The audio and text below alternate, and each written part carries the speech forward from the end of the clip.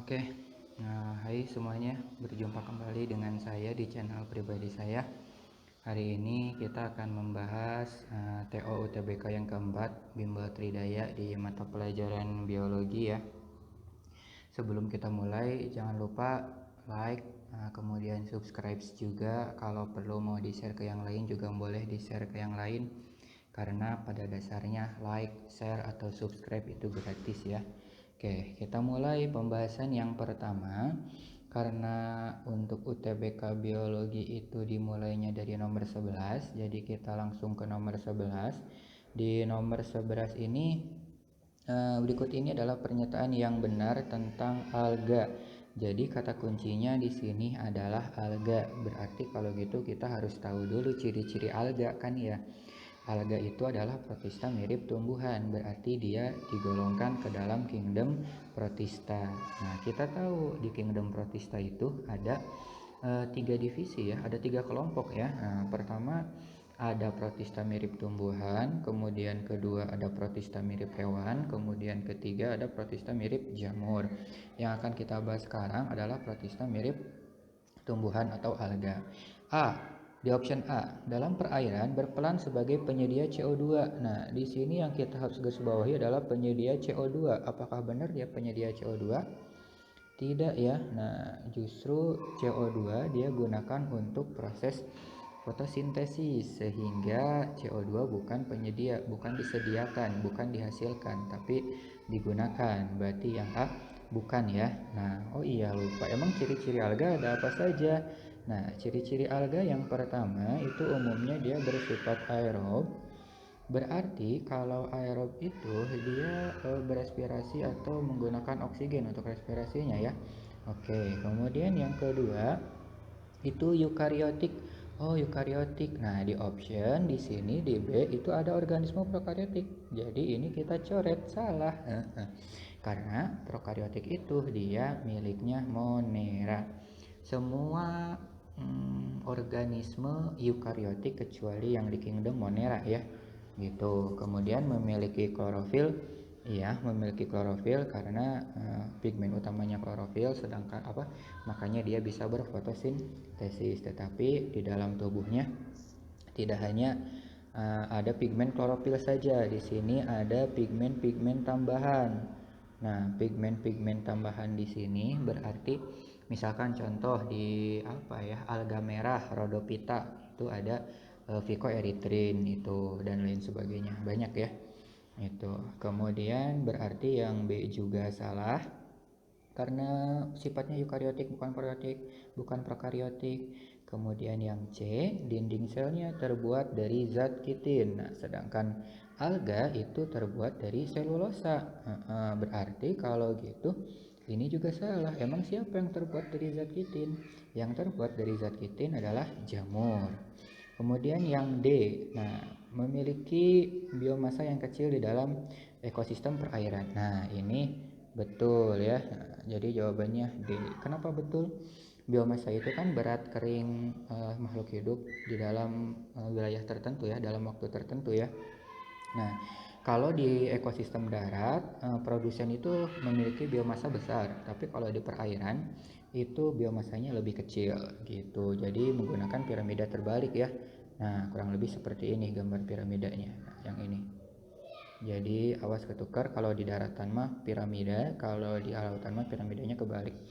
Kemudian yang E, umumnya organisme uniseluler. Kalau alga dia sudah multiseluler ya gitu. Berarti untuk nomor 11 jawabannya yap D. Oke, kita lanjut ke nomor 12. Nomor 12 itu lisosom memiliki karakter unik karena bersifat autofagik yang menyebabkan sel akan mengalami. Nah, lisosom, apa sih yang dimaksud dengan lisosom, atau masih ingat lisosom itu seperti apa? Nah, ini kurang lebih bentuk lisosom itu seperti ini. Lisosom itu kan organel yang khas pada sel hewan ya. Organel khas yang ada di sel hewan yang berfungsi untuk mencerna makromolekul yang masuk ke dalam sel secara fagositosis. Jadi, kalau misalkan ada benda asing yang masuk ke dalam sel, dia akan difagosit oleh lisosom. Gitu. Dan lisosom juga dia dapat melakukan autolisis. Autolisis di sini adalah menghancurkan sel yang rusak atau bolehlah secara autofagi ya. Autofagi itu kematian terprogram. Contohnya kayak di berudu. Nah, berudu kan dia punya ekor ya. Nah, tetapi pas udah mau menjadi katak, ekornya kan hilang. Mekanisme penghilangan ekor itu dilakukan dengan autofagi yang dilakukan oleh lisosom. Gitu. Jadi nomor 12 jawabannya A. Oke, next nomor 13. Berikut ini pernyataan yang salah mengenai meiosis adalah meiosis ya. Di sini berarti harus kita ingat ada meiosis-nya.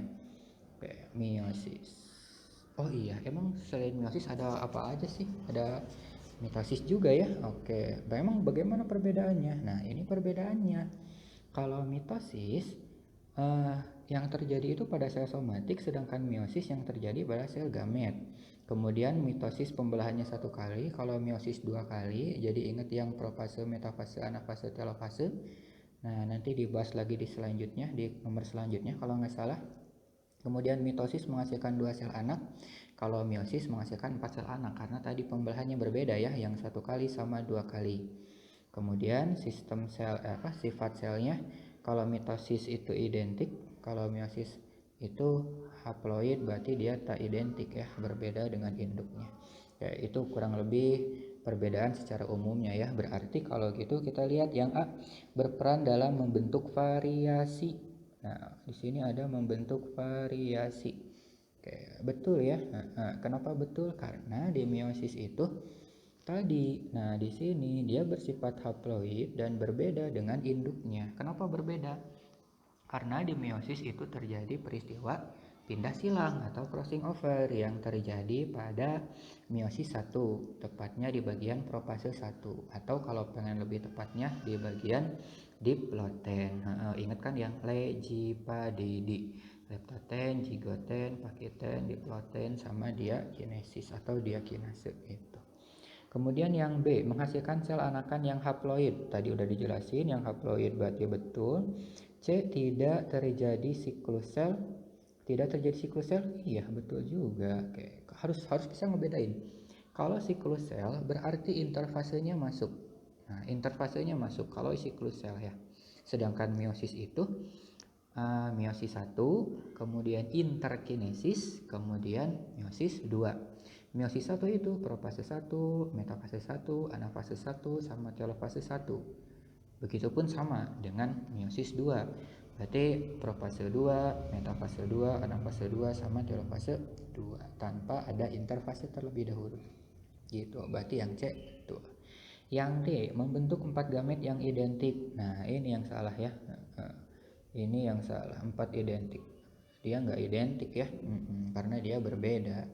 Gitu. Ini 2 kali pembelahan juga betul. Berarti nomor 13 jawabannya adalah iya D, dodol. Oke.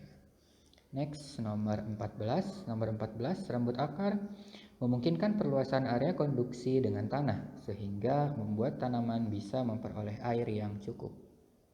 Rambut akar merupakan modifikasi dari jaringan kayak rambut akar. Masih ingat kan ya, rambut akar itu yang ada di bawah akar ya. Nah, rambut akar itu merupakan modifikasi dari epidermis. Berarti kalau gitu jawabannya adalah salah. Jawabannya adalah A ya. Aduh, ininya susah nulisnya. Berarti jawabannya dari A. Nah, gitu.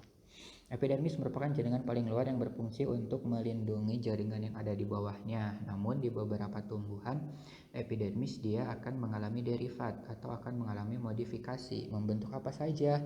Contohnya misalkan kayak stomata, kemudian trikoma, sel kipas, dan lain sebagainya. Gitu. Stomata itu ya jawabannya A. Stomata itu yang gimana? Nah, ini yang stomata mulut daun. Kemudian ini duri yang di euphorbia berarti ini ya. Kemudian ada juga, nah ini rambut akar. Ini yang disebut rambut akar yang tadi ya. Nah, ini rambut akarnya yang ini ya, yang untuk memperluas bidang penyerapan itu. Oke, jadi nomor 14 jawabannya A.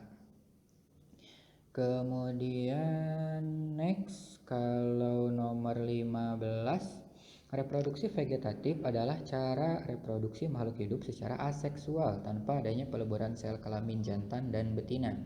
Reproduksi vegetatif bisa terjadi secara alami maupun buatan. Reproduksi vegetatif tumbuhan dapat menggunakan bagian batang, daun atau tanaman atau akar ya. Nah, ini prolog saja ya, ngasih tahu aseksual sama seksualnya ya.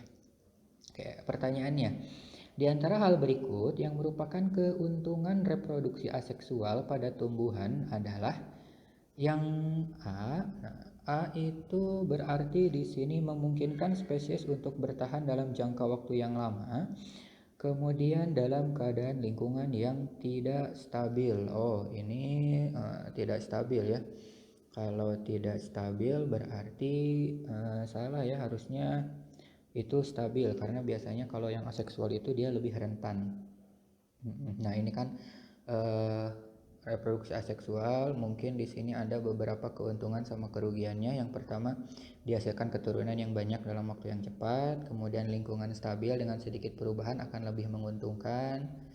Kemudian keturunan baru bersifat seperti induknya, berarti identik. Kalau induknya manis, anaknya juga pasti manis gitu. Kemudian yang selanjutnya, tumbuhan dapat langsung dikembangbiakan, tidak perlu menunggu karena dia aseksual ya, bisa dengan sendiri tanpa harus ada lawan jenis. Tapi di sini ada kerugian. Nah, tidak ada variasi genetik karena tadi identik, kemudian meningkatkan adanya mutasi. Nah, dia akan lebih rentan terjadi mutasi. Berarti yang B salah juga ya, memungkinkan spesies untuk mudah melepaskan diri dari mutasi yang berbahaya. Nah, ini salah. Justru yang aseksual itu lebih rentan. Kemudian yang C, menghasilkan keturunan yang merespon secara efektif terhadap patogen baru. Oh, patogen baru. Kalau patogen baru berarti perlu adaptasi lagi. Kalau yang induknya dia tidak bisa, berarti yang anaknya juga pasti tidak bisa. Berarti enggak juga ya.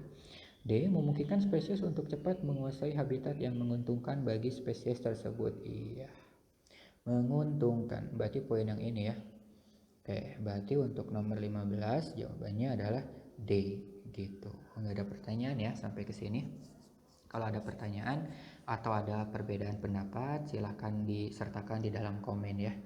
Nanti kalau saya sedang online bisa langsung saya balas. Oke, next selanjutnya ke nomor 16. Di nomor 16 itu ada sebuah percobaan ya. Nah, soalnya terlalu panjang, jadi kita langsung ke soal intinya saja.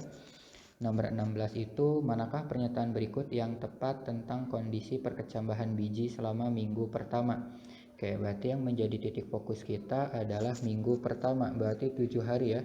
Yang ini sama yang ini. Oke, kalau mau dibaca, kita baca dulu stemnya.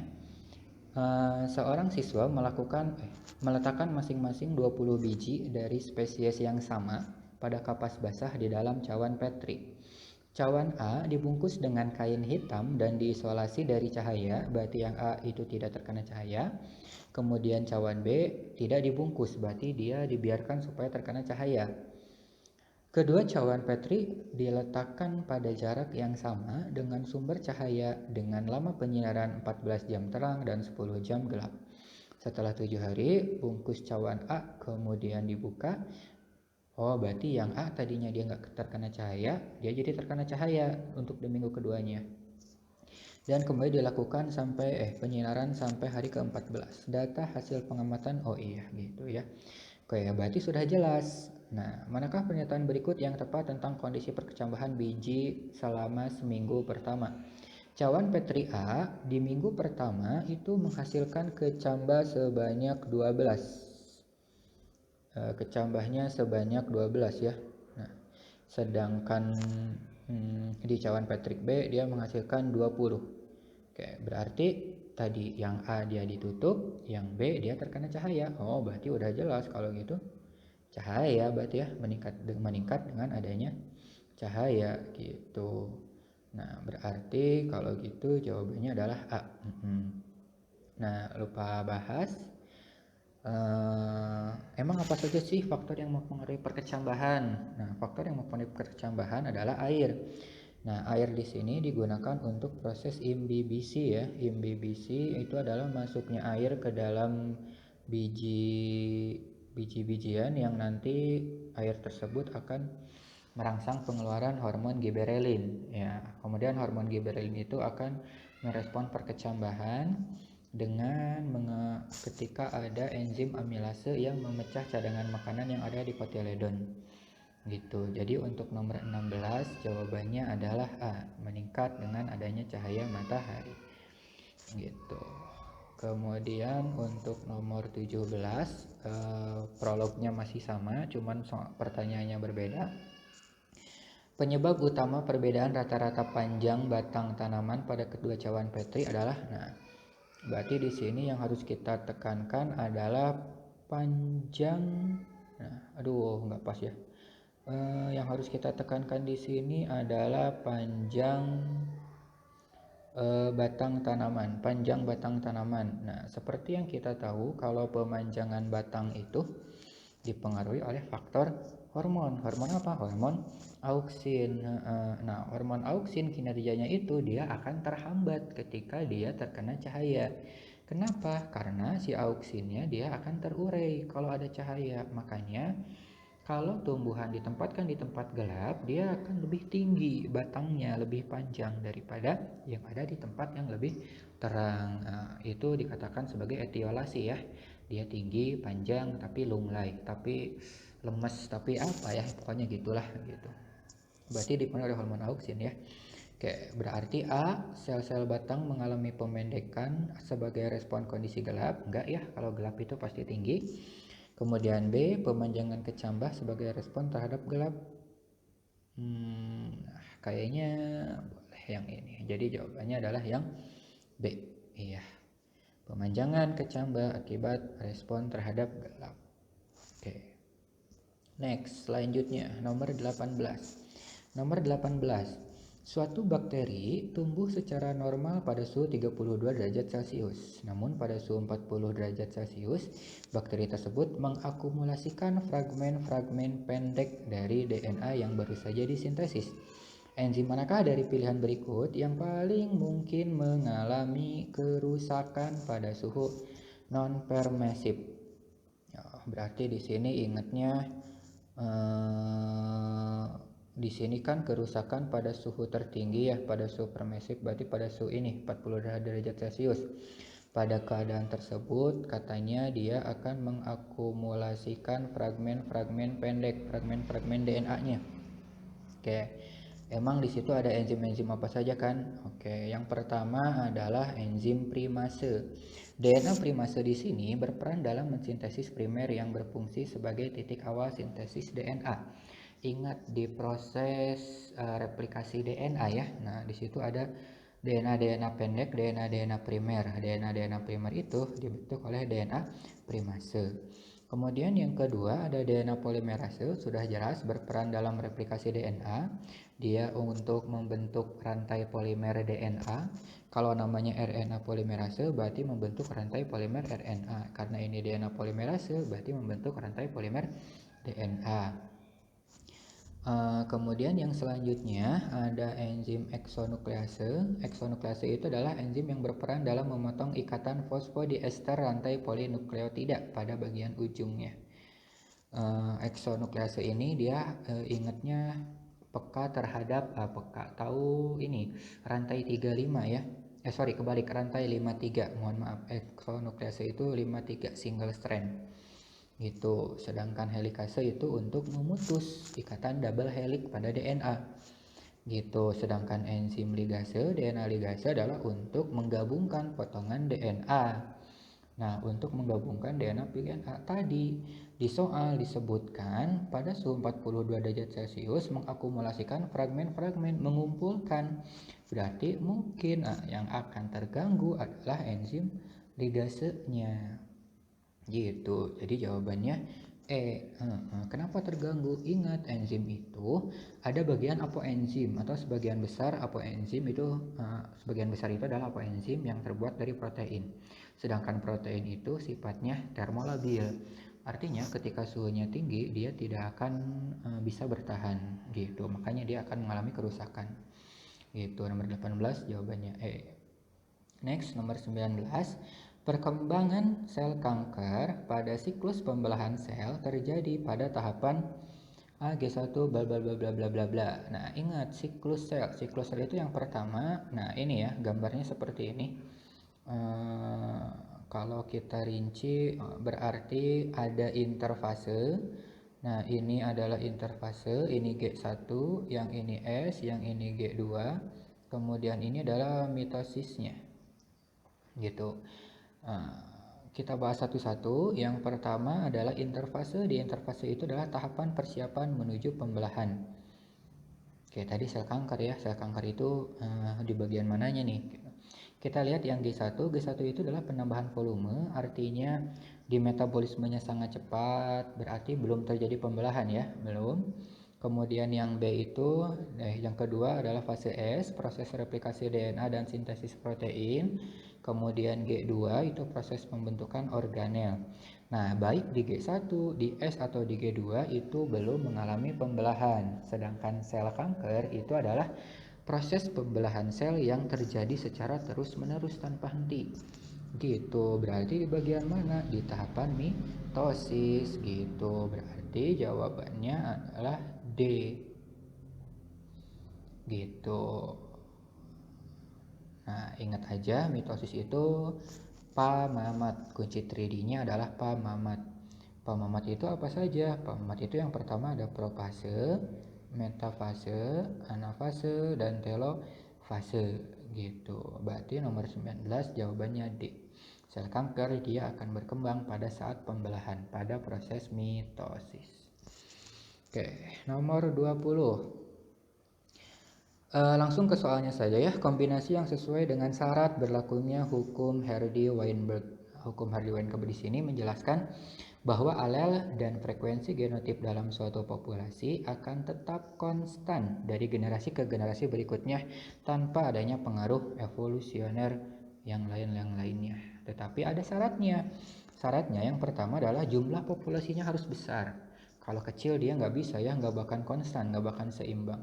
Kemudian terjadi perkawinan secara acak, dan dari perkawinan tersebut tidak terjadi mutasi, tidak terjadi seleksi alam, tidak terjadi migrasi baik masuk atau keluar, kemudian tidak terjadi evolusi di antara populasi tersebut.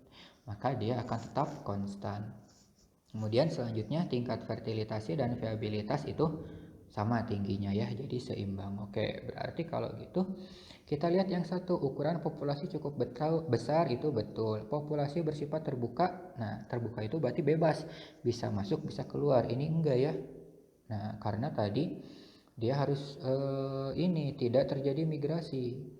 Nah, ini poin ini, dia tidak terjadi migrasi. Berarti populasinya harus tertutup. Berarti dua salah.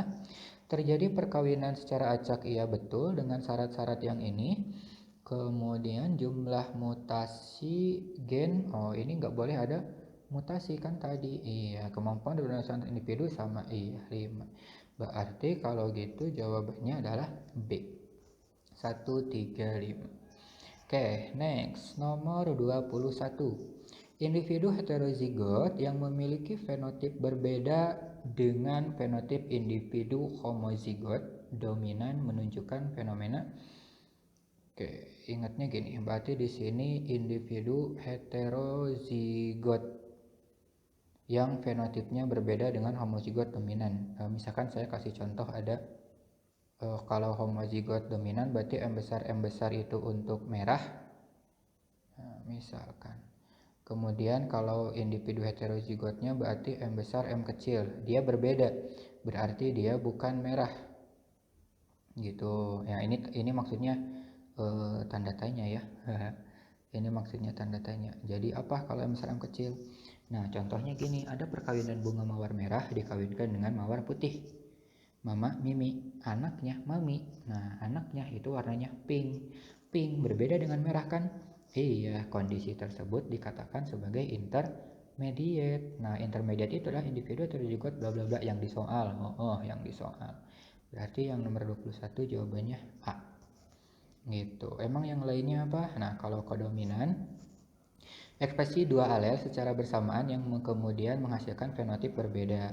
Nah, cuman apa yang berbedanya? Contohnya gini, kalau ada bunga mawar merah jangan bunga mawar lah. Kalau ada kucing misalkan ya, kucing hitam dikawinkan dengan kucing putih, anaknya hitam bercak putih. Nah, itu adalah kodominan.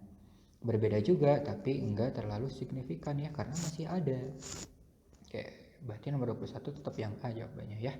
Oke, kemudian kalau dominansi mah yang tadi, kalau MM itu merah, berarti kalau terjadi dominansi, makmi atau M besar M kecil juga dia merah, itu dominansi.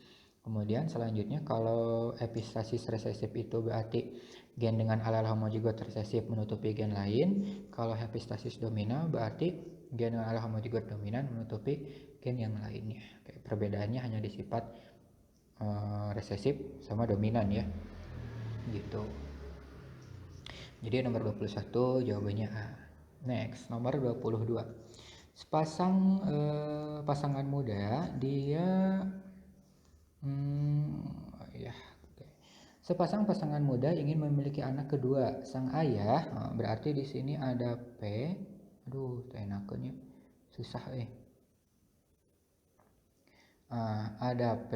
P itu dia sang ayah penderita buta warna, berarti X C kecil Y kawin dengan perempuan normal X C besar X titik-titik. Kenapa titik-titik? Karena kita belum tahu normanya normal seutuhnya atau normal carrier gitu. Nah, next kita baca soalnya. Anak laki-laki mereka menderita buta warna. Oh, berarti F yang pertama laki-laki buta warna, X C kecil Y gitu. X C kecil Y. Kalau ini kurang paham, kakak ganti ini X C kecil Y. Oke, berarti apa bedanya nih? Nah, kita harus garis bawah ya, pakai warna hijau aja deh. Kalau di anak itu sifat Y ini, sifat Y ini diturunkan dari ayah, berarti si X ini, oh salah.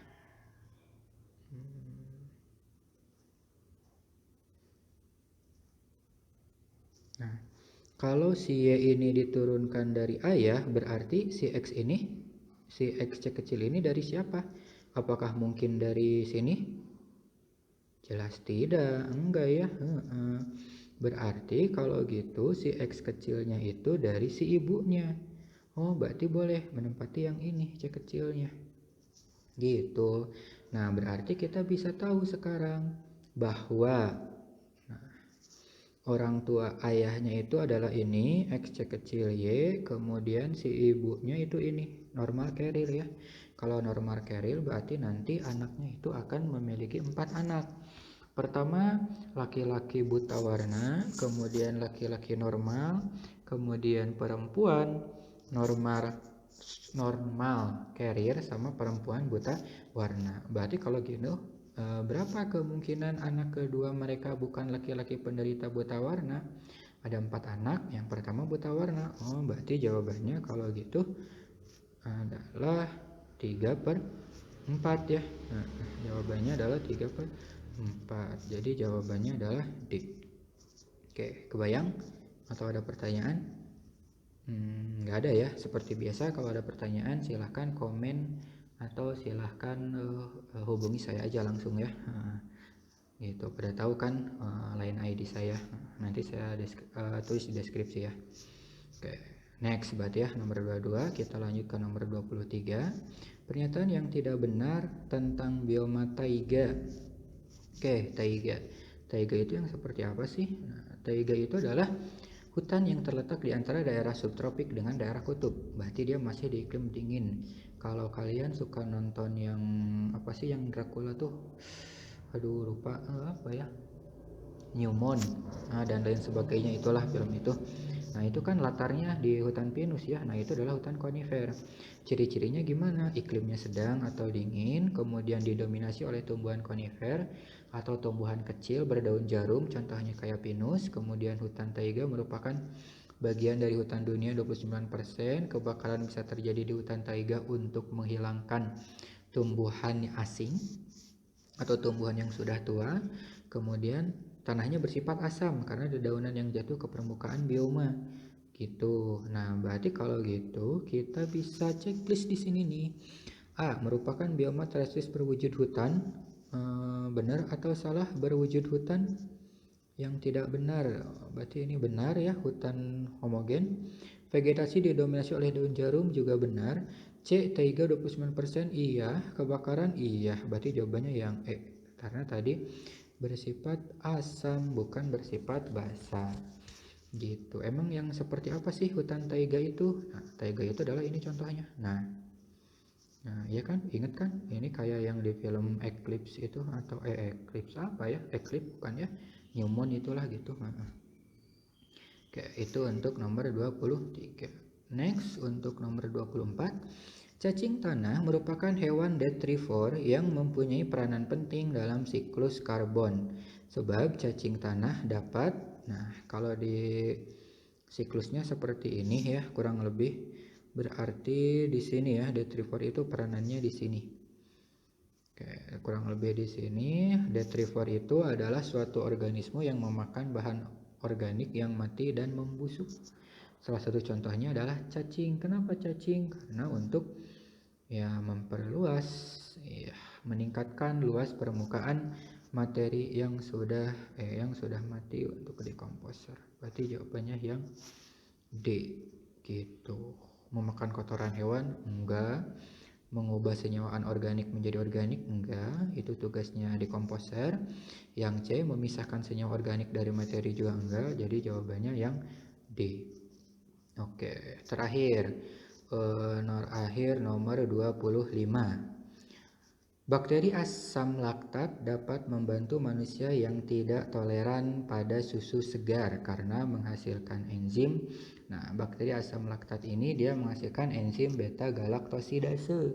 Beta galaktosidase ini berperan untuk memecah laktosa yang ada pada susu. Dari sini juga udah jelas ya, berarti jawabannya beta galaktosidase. Karena kalau si glukosa ini mah dia untuk memecah karbohidrat ya, memecah amilo, memecah polisakarida gitu. Jadi yang laktosa mah jawabannya yang A. Berarti kalau gitu nomor 25 jawabannya A. Oke, sampai sini ada pertanyaan? Kalau ada pertanyaan seperti biasa silahkan di like, silahkan di komen di di komen, silahkan di kolom komentar. Nanti kalau online saya jawab. Jangan lupa kalau kalian suka video ini silahkan di like, kalau tidak suka mangga silahkan di dislike, kalau dirasa penting mau di share mangga silahkan di share, dan jangan lupa subscribe-nya juga ya, karena semuanya itu gratis. Oke, terima kasih. Mungkin sekian pembahasan dari kakak, sampai bertemu di pembahasan selanjutnya. Bye.